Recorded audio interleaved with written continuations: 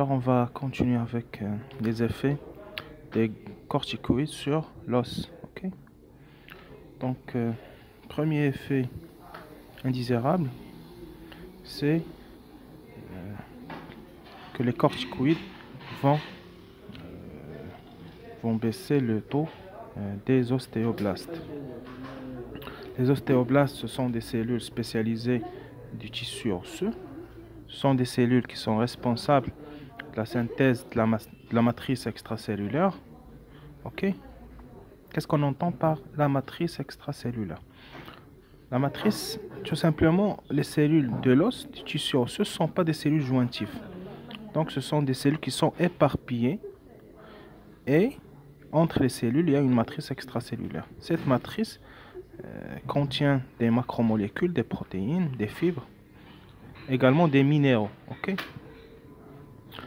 Donc, la matrice extracellulaire, par exemple, on va trouver des macromolécules comme l'ostéopontine, l'ostéonectine ou encore l'ostéocalcine.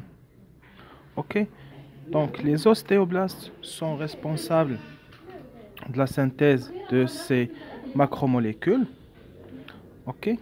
Donc, une baisse de la synthèse de ces blastes qui vont synthétiser cette matrice.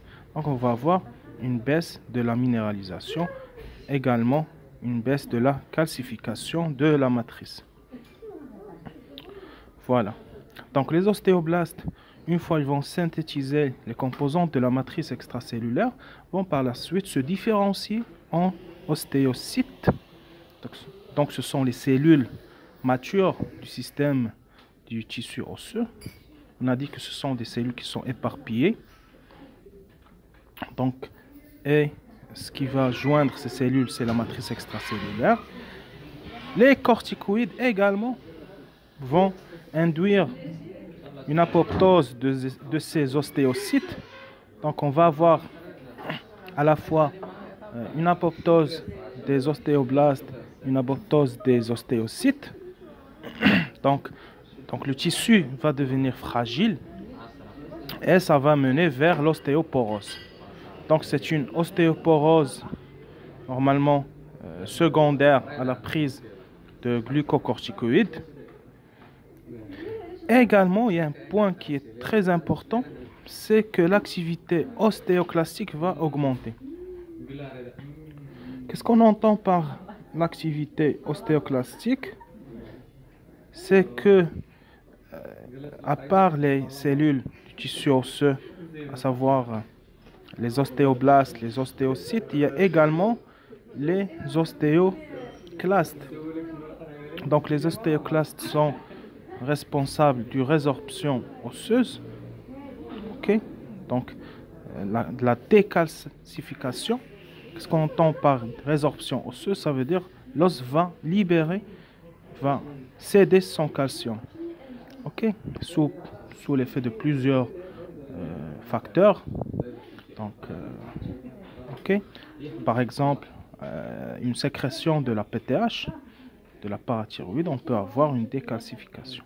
Par contre, ici, c'est la prise des corticoïdes qui va induire cette décalcification, bien une résorption du tissu osseux. Je vais expliquer le mécanisme de l'augmentation de l'activité ostéoclastique. Ok.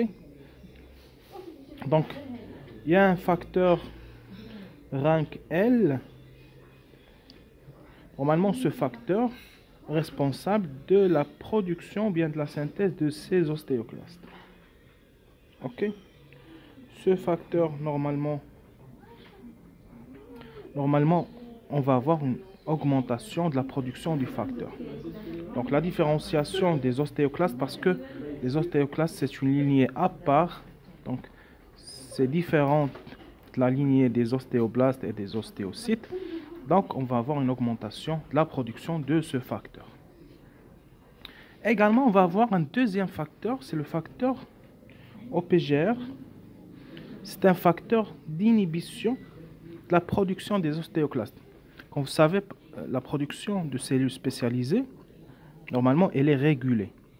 Soit on va avoir une activation, soit on va avoir une inhibition. Ici, le facteur d'inhibition, c'est le facteur OPGR. Et on va voir également une diminution de ce facteur par la prise de glucocorticoïdes, encore appelés les corticoïdes. Voilà. Donc, la prise de corticoïdes à long terme, donc ça va engendrer tous ces effets. Et donc, on va avoir l'apparition de l'ostéoporose.